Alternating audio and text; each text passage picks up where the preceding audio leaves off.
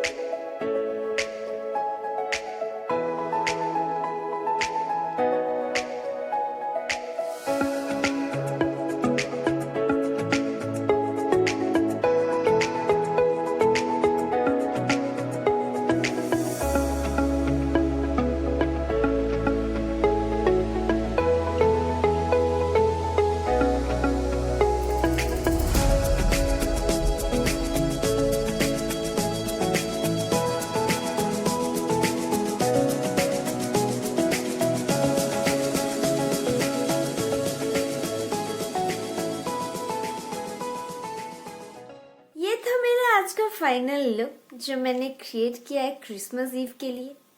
कैसा लगा ये वीडियो कमेंट बॉक्स पे जरूर बताइएगा।